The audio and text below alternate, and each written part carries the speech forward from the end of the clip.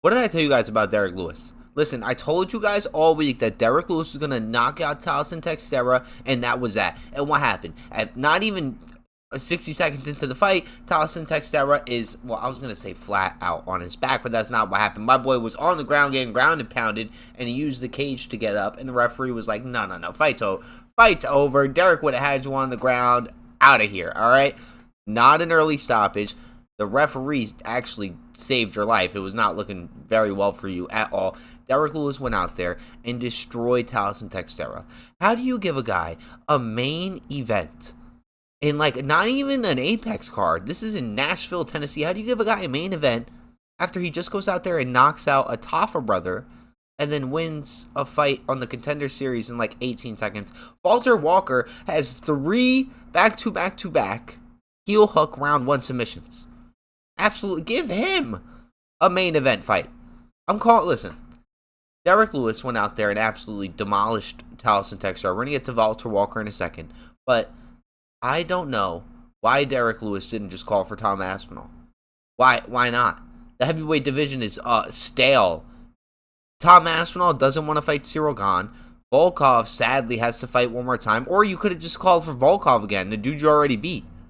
Or just say, you know what, I already went out there and demolished Volkov, separated Volkov from consciousness, give me the title shot. The heavyweight division needs to move. Why don't you want to do that? Listen, I understand. I get it. Derrick Lewis goes out there and he calls out Waldo Acultes. Waldo, whatever, bro. Big Waldo. Where's Waldo? He calls out Waldo. Waldo, I don't think stands a single chance against Derrick Lewis. This is heavyweight. You could be like 47 years old and run it up. Talking about 47 years old, moving on, boys. We're going to the co-main event. Stephen Thompson lost. I did not think that was possible. Gabriel Botham sat there and just hugged Stephen Thompson against the cage for 15 minutes, and he got handed a win. It was a split decision, though. One of the judges gave it to Stephen Thompson. Stephen Thompson was doing his thing.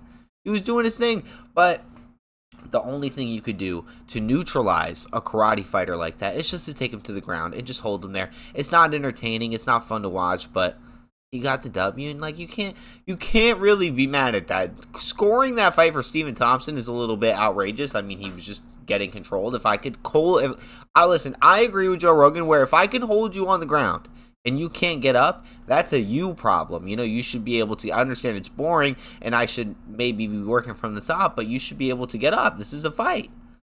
You know, like if we're in a room and I decide to get you on the ground and just, you know, hang out on side control for 15 minutes, that's a you problem. You need to get up. Stephen Thompson gets handed the loss. He didn't retire, which I found like very surprising. I thought maybe Stephen Thompson was going to retire, but he doesn't need to. He's still in there. He didn't really take a lot of damage. His leg got busted up, though, in the squabble, like completely busted up. It looked a little gruesome. It was just leaking all over the place. It looked like a Halloween decoration. Stephen Thompson gets handed the loss. I just wish Stephen Thompson won. I really do. It's kind of hurt my heart to see my boy lose, but Father Time comes after us all. You know what they say. Hey, Father Time comes after us all. Moving on, boys. Steve Garcia versus Calvin Kattar. The first round was so boring. But Steve Garcia went out there and just completely outclassed Calvin Kattar. Calvin Kattar has how many losses in a row now? Has 5 losses in a row. It's time for Calvin Kattar to go bye-bye. I understand he's had those wars with Max Holloway, and he has some records, most strikes thrown in a featherweight fight, But, again, like I said previously with Stephen Wonderboy Thompson, Father Time comes for us all. There's other promotions, though. Like, you don't need to be in the UFC. The UFC is for, like, killers, trained assassins. Go fight in BKFC. Calvin Kattar has a chin. He's an animal. He's a tactician. He could squabble up. Go fight in that $25 million bare knuckle fighting tournament. Go do that.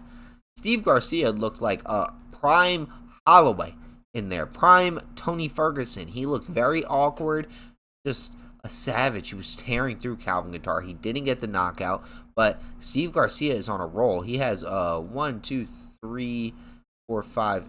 fights in a row, 6 wins in a row. And just remember, this dude knocked out Chase Hooper and Miquel Costa, the dude with like the alopecia all over his face. I love Miquel Costa, no diss to him, but a win over him means a lot. Hey, Steve Garcia is going places at 145. The new fighters of this era are really just like making a name for themselves, boys, for real. Morgan Charry versus Nate the Train Lardware. This was a war. This was a war. Listen, Nate is from Tennessee, so he had the crowd jumping. He was sitting there. He was emoting. He was trying to get everybody hyped during round 2. Round 1 was really close, but I'd give it to the Frenchie, Morgan Charry. Second round went to Nate. He was emoting. He was trying to get everybody hyped. He, again, like, he was doing his thing. It was just a tactical war. Absolutely tactical war, but Nate went out there right as soon as the third round starts, because right after the second round ended, he was hyping everybody up. Getting the crowd involved. As soon as the third round started, disconnected from consciousness. That was it. That was it for Nate Lardware. Morgan Charry went out there and did his thing. I don't know what's going to be next for him, honestly. I don't like the French. I did not want to see Morgan Charry win, but Nate, again, is old. The topic for this card, for this UFC Nashville card, is Father Time, by the way. Moving on, boys.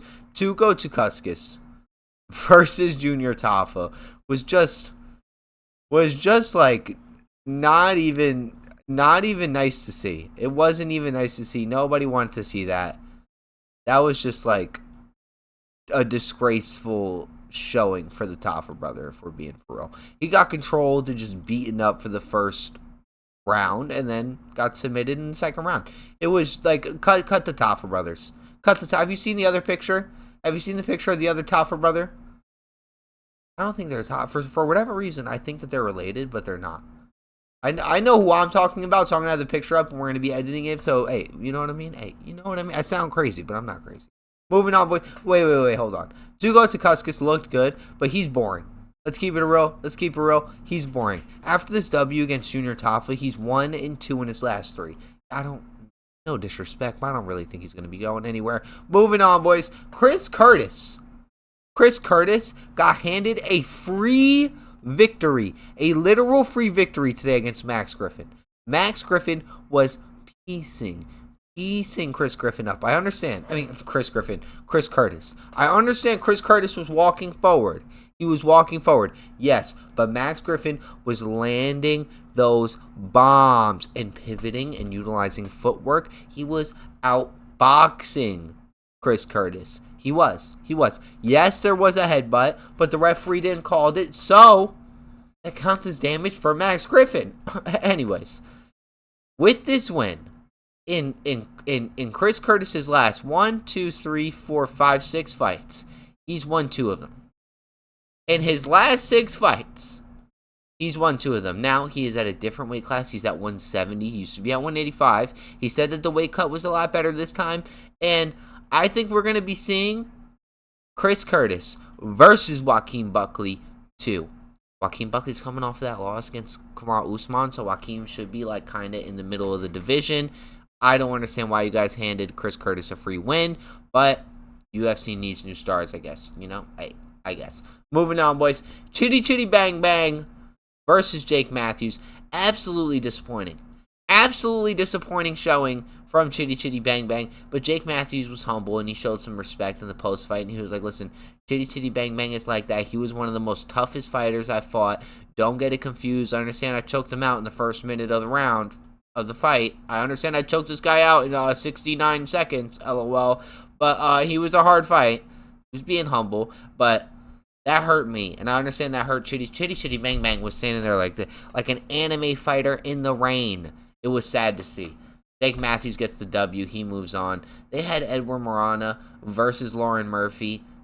Lauren Murphy put the gloves down. Hey, respect to Lauren Murphy. She's 16-7 in her career. Hey, again, there's other promotions, boys. The UFC is full of trained assassins. Go somewhere else. Moving on, boys, to what I thought was the main event. Walter Walker versus Kennedy Nazinchukwu. Okay, listen. Walter Walker, again, 3 heel hook submissions in round 1. Back to back. An absolute savage. He is the next threat for heavyweight. He is the foot collector, the ankle picker. He is finding those ankles. He did it during the stare down. He's out there searching. Give Walter Walker Curtis Blades next. Give him Curtis Blades next. I'm tired of the heavyweight division being stale, and here's somebody here to save the heavyweight division. This is the person here to save the heavyweight division, Walter Walker. I said this before like 18 times. I didn't know that they made other men like Johnny Walker. I didn't know that he had other siblings. Okay, I thought that those genetics were just a one-off, but obviously not. This might be the superior brother. This might be the superior sperm. Hey, moving on. Mike Davis versus Mike Davis versus Mitch Ramirez. We picked Mitch. I'm not even going to say his full name, bro, for whatever reason. We picked Mitch. Mitch went out there and got select in round 2. Absolute showing, though. An absolute showing. A little disappointing, but it's all right. It was a 10-8 round. It was a 10-8 round for Mike Davis in the first. I had to look at my notes. I knew it was a little more than a little disappointing. Mike Davis won that first round via 10-8, according to my notes. It was not good. My boy spent the whole time on the ground and had at least 5 submission attempts. That's what I wrote down. All right, 10-8 round for Mike Davis. I guess that the odds were correct right there. But I told you guys all week that Derrick Lewis is going to get this win. I told you guys. Listen, there were so many finishes. Let's count the decisions. Let's count 1 decision, 2 decisions, 4 decisions, the whole card. 4 decisions, the whole card is not bad. With 12 fights. I'll give that an 8. Chill. I'll give that a 7. I'll give that card a 7. Few boring fights on there. Calvin Kattar fight, sleeping. I literally almost fell asleep during that fight. But pretty good overall. Derrick Lewis is back, boys. I told you. I don't know why you guys doubt me. For real. Anyways, I'm out of here. Walter Walker is here to take over the heavyweight division. Now.